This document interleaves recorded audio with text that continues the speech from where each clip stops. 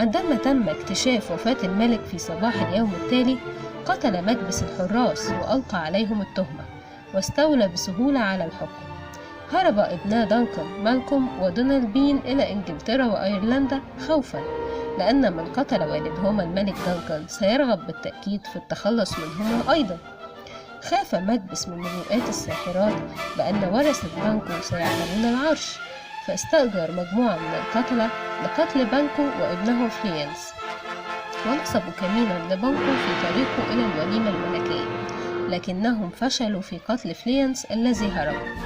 غضب مكبس لأن طالما أن فلينس ما زال على قيد الحياة سيبقى كرسيه في خطر.